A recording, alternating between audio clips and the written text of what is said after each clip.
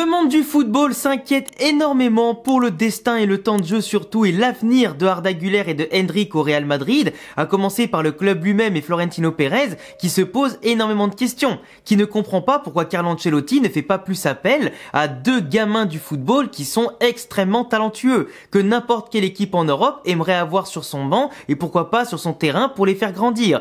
Deux jeunes forcément aujourd'hui qui ont un temps de jeu famélique, qui observent depuis le banc autant les réussites que les échecs de leur équipe, avec leurs concurrents directs à leur positionnement, qui ne font pas spécialement le travail, qui ne répondent pas spécialement aux attentes, qui ne produisent pas un football alléchant, qui ne marquent pas des buts alléchants, qui ne marquent pas en quantité et qualité, et qui surtout, dans le fond des choses, ne performent pas. Et pour moi aujourd'hui, Carlo Ancelotti doit plus tirer parti de son banc. On va pas refaire le monde, on sait très bien que Carlo Ancelotti est un entraîneur conservateur qui aime compter sur les 11, 12, 13, 14 mêmes joueurs. Et si t'es le 15e, 16e, 17e, etc. de l'effectif, tu sais très bien que tu vas devoir ronger ton frein, que tu vas devoir, malgré le fait qu'il y a 5 changements possibles dans un match, compter tes minutes sur le bout de tes doigts, sans compter tes doigts de pied. Mais aujourd'hui, ça devient très compliqué. On sait que Arda Güler l'an dernier a eu une saison où il a eu beaucoup de blessures, des rechutes, il a été un petit peu tranquillisé par Carlo Ancelotti pour lui enlever la pression, pour lui enlever des critiques potentielles, éviter que ça devienne vraiment un flop. Et dès qu'il l'a fait jouer quand la Liga était quasiment terminée on va dire, il a marqué des buts à quasiment tous les matchs. Il était décisif, il faisait des actions de malade balle au pied, il apportait beaucoup dans la fluidité du jeu, dans les percussions, il apportait beaucoup par sa qualité de passe et de tir, surtout quand il est proche de la surface pour conclure autant qu'il construit, mais c'est un joueur qui nous a surtout émerveillé avec la Turquie durant l'Euro. Et de l'autre côté t'as Endrick qui vient d'arriver fraîchement, sa première année en Europe, forcément il faut qu'il s'acclimate au vestiaire, à un nouveau pays, le fait qu'il est vraiment très très loin de son Brésil natal avec lequel il performe en sélection comme on l'a vu contre l'Espagne, contre l'Angleterre et quelques grosses nations en sélection. Il a aussi beaucoup performé avec Palmeiras autant chez les jeunes où il a tout écrasé qu'en pro à seulement 16 ans où pareil il a remporté tous les trophées sauf la Copa Libertadores il me semble, mais globalement il a fait des prestations dans toutes les belles compétitions contre des mecs âgés de 18, 20, 25, 30, 35 ans et personne n'arrive à le prendre vraiment par sa puissance, sa vitesse et aussi ce qu'il est capable de faire. Nous, on a vu un Arda Güler qui était extrêmement brillant, capable d'inspiration en tirant du milieu de terrain pour mettre la barre, mettre des lucarnes, marquer sur chaque frappe cadrée qu'il pouvait faire à la suite. On a vu Endrick qui en ce début de saison était capable sur quelques entrées en jeu parce qu'il a joué parfois 2, parfois 5, parfois 10 minutes, rarement titulaire sauf contre Lille mais c'était pas forcément le bon moment il me semble parce qu'il a pas fait un très très gros match, mais globalement le peu d'opportunités qu'il a eu en sortie de banc, par sa vitesse, par sa science du placement, par son envie, son abnégation, il s'est toujours procuré des occasions. Toujours. Il a marqué quelques buts, dont ce fameux but en tirant de loin sans servir Mbappé ni Vinicius, mais après il a tenté de le refaire contre l'Atlético Madrid, ce qui a démoli une occasion et qui était un peu trop d'excès de confiance de sa part, qui a fini en un flop monumental sur l'occasion, qui nous a coûté un petit peu cher quand même à la fin vu qu'on fait 1-1, mais globalement Endrick et Arda Güler, aujourd'hui, je le répète, méritent des opportunités. Ils méritent des opportunités. Et le problème du Real Madrid aujourd'hui, c'est que Carlo Ancelotti s'est enfermé dans un système où il ne veut pas froisser les stars. Malheureusement, il en froisse quand même quelques-unes, entre ceux qui sont repositionnés tactiquement à un autre poste, ceux qui ne jouent pas au leur, ceux qui sont bridés totalement comme Jude Bellingham, qui au lieu d'être à son poste préférentiel, après une saison digne de Ballon d'Or, se retrouve collé au couloir droit tel un arrière droit ou un milieu droit, ce qui n'est pas normal et qui montre aussi quelques grosses faiblesses d'Ancelotti cette saison. Et c'est d'ailleurs aussi un moment où j'ai envie de dire les termes. Je pense que Carlo Ancelotti, mis à part son côté conservateur, son côté où il n'aime pas trop s'appuyer sur les jeunes et tout, je pense que Carlo Ancelotti est littéralement en train de se chier dessus et d'avoir perdu ses cojones. Et je pense que même au sein de son staff, les gens ne comprennent pas trop ses choix par rapport à Jude, par rapport à Camavinga, par rapport à d'autres joueurs aussi sur le terrain. Et je pense que tu vois, à vouloir tout changer pour satisfaire tout le monde et ne pas écorner des stars qui sont pas performantes, je trouve qu'aujourd'hui, à trop vouloir faire de l'humain, malheureusement, il fait passer le Real Madrid pour une ONG. Dans le sens où t'es le plus grand club du monde, mais il essaye tellement de donner de passe droit à tous les joueurs pour en tirer le meilleur d'eux-mêmes humainement, qu'il y ait cette relation de confiance qui se crée, au lieu de leur montrer que les gars, il y a quand même une concurrence, que vous faites de la merde, vous devez aller sur le banc. Mais comme il veut pas pousser cette concurrence avec un système de justice et une équité, en tout cas, qui viendrait écorner la confiance des stars, le problème, c'est qu'il finit aujourd'hui par paralyser tout le monde, par parasiter tout le monde, par parasiter le Real Madrid. Quand je dis problème d'équité, je vous ai déjà donné plein d'exemples à l'époque. T'avais par exemple Vinicius, Rodrigo, Kylian Mbappé. Si eux ils font un mauvais match, ils vont sortir qu'à la 80e minute. Là où t'as des Brahim, des Arda ou des Rossellou, s'ils faisaient un mauvais match titulaire, ils sortaient à la mi-temps. Tu vois, donc t'as pas ce même point de vue, etc. Alors oui, t'as une différence peut-être d'image, t'as une différence peut-être de statut, t'as une différence peut-être de talent pour certains joueurs, et forcément un Vinicius, il est capable de faire la différence à la 85e venu nulle part, tu vois. Ok, ça c'est pas un problème, mais t'as quand même ce problème d'équité qui fait que certains joueurs malheureusement ne peuvent pas se sentir sur la même longueur d'onde de l'effectif, ne peuvent pas se sentir méritocrates au niveau de leurs efforts et qui ne seront peut-être jamais récompensés. Et là, Arda Güler et Endrick se battent à l'entraînement, profitent quand même de leur entrée en jeu pour montrer ce qu'ils savent faire, mais aujourd'hui on ne les fait même plus rentrer en jeu. Et pour moi, quand je vous dis que Carlo Ancelotti a perdu ses coronets et se chie dessus, c'est parce qu'il y a une explication dont j'ai parlé notamment dans le dernier podcast avec Chronique Foot et Real France, que je vous invite à aller voir sur la chaîne de Thomas de Chronique Foot, et bientôt, d'ailleurs ce lundi, il y aura le podcast sur ma chaîne YouTube.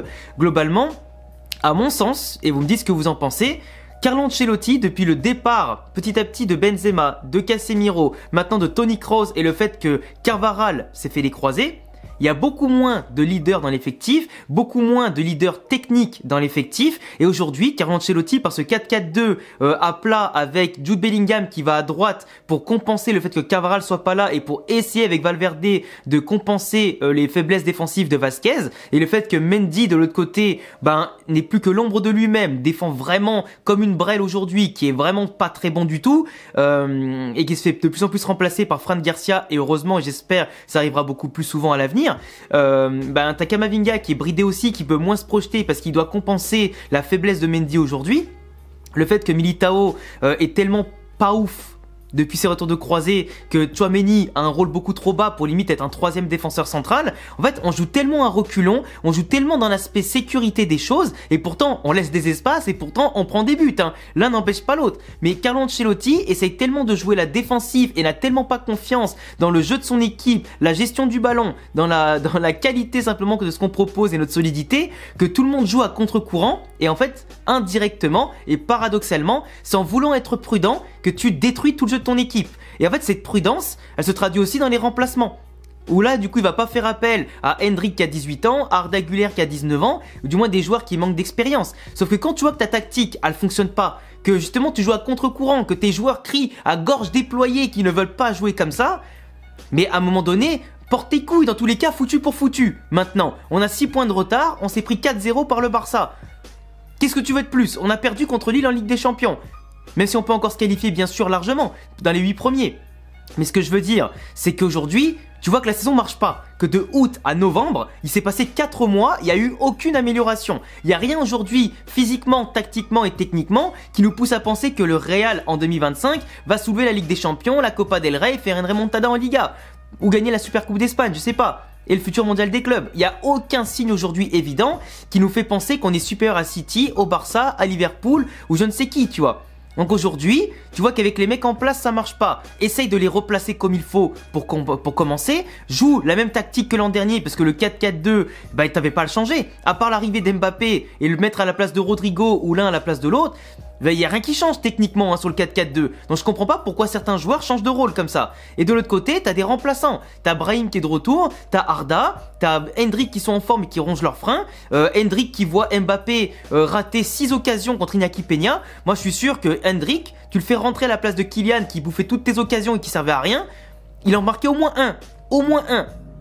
Je dis pas qu'on remontait, mais au moins lui, je suis certain que la moitié des occasions pas hors jeu de Kylian, il les mettait, et je suis certain que Endrick, à la place de Kylian, il est pas hors jeu. Du moins, allez, 1 ou 2 fois, mais pas plus, tu vois. Parce qu'il est quand même un peu plus réfléchi, Endrick. C'est un vrai numéro 9, il sait se placer, il sait faire les courses comme il faut. Pas comme un Kylian qui est tellement pas intelligent qu'au lieu de se dire j'ai plus de vitesse que Cubarsí, Nigo Martinez et je pars un petit peu en retard pour les tracer en vitesse, non. Parce qu'au final, la défense du Barça, c'était pas le problème. C'était plus Iñaki Peña en face à face. Mais sur le coup du hors-jeu, le seul problème, c'était Kylian lui-même, tu vois. Enfin bref, tout comme Arda Güler. Après Arda Güler, là où c'est le problème, par rapport à Endrick qui n'a pas, on va dire, le statut d'un Kylian, d'un Vinicius, d'un Rodrigo, et forcément qui est derrière eux, même si aujourd'hui il fera pas pire que certains évidemment face au cage, tellement ça marque pas. Mais Arda Güler, le problème c'est plutôt le système de jeu, parce que dans un double pivot, comme on voit avec Camavinga, Valverde, Tchouaméni, Valverde des fois, il peut pas être dans le double pivot, c'est pas possible. Ensuite, dans le milieu à 3, il peut pas être milieu de terrain parce qu'Ancelotti cale le milieu de terrain à 3 avec comme des milieux de terrain latéraux. Tu vois ce que je veux dire ou pas? Des mecs qui ne montent pas, qui restent que derrière. Et Arda Güler, il a pas encore le physique et la caisse pour faire monter, descente, monter, descente. Et c'est pas un vrai récupérateur de ballon. Il peut en gratter quelques-uns, mais c'est pas un excellent défenseur. Donc tu vois, dans un milieu comme ça, c'est pas possible. Lui, il faut qu'il joue derrière les attaquants. Mais déjà que Jude Bellingham, le meilleur à ce poste-là, ou Brahim, ne joue pas derrière les attaquants, mais toujours sur un côté exilé, avec cette liberté qui est conditionnée bien sûr au mouvement des autres joueurs, bah malheureusement, le poste destiné à Arda Güler n'y est pas. Et au pire, dans un 4-3-3 en tant qu'ailier, bah forcément t'as Brahim, t'as Rodrigo qui sont devant lui, et c'est très difficile pour Arda aujourd'hui de se faire une place dans le 11 de départ. Mais comme je le répète, si tu vois qu'avec les joueurs en place, la tactique en place, ça ne fonctionne pas, change les joueurs. Apporte du sang neuf, de la concurrence. Parce que si les joueurs en place ne fonctionnent pas, ne sont pas bons et qui ne sont pas sanctionnés par des changements et la concurrence, en allant quelques minutes sur le banc, quelques matchs sur le banc et en comprenant que ceux à leur place, ils ont beau être des gamins ou plus jeunes ou même du même âge ou peut-être un peu plus vieux, peu importe, et qui font mieux que eux pour le moment, bah ça va pas les bouger à se bouger leur cul s'ils vont pas goûter au banc. Et le problème c'est que si tu changes pas, tu crées pas les automatismes, tu donnes pas du rythme à tout le monde, comment tu vas vouloir compter sur ton joueur 15, 16, 17, 18, 19, 20 si jamais tu as des blessures, des absences? C'est pas possible. Là je suis content, t'as Jesus Fortea par exemple qui vient concurrencer Lucas Vazquez arrière droit et avoir du coup un jeune du centre de formation qui monte en l'absence de Carvajal. Mais ce que je veux dire c'est que ça on devrait voir plus souvent. Jacobo Ramon, Raúl Asensio par exemple, ou Joan Martinez, bon le pauvre s'est fait les croiser, mais pour concurrencer Rudiger et Militao, ça devrait être la base. On n'a pas récupéré Rafa Marine, on n'a pas eu les Nioro et on est obligé de mettre Tchouaméni en défense centrale pour compenser le départ de Nacho et Alaba qui est pas encore revenu et qui sera pas très bon à mon avis à son retour. Donc tu vois, il n'y a pas de concurrence à certains postes et devant quand il y en a ou au milieu de terrain, la concurrence n'est pas juste.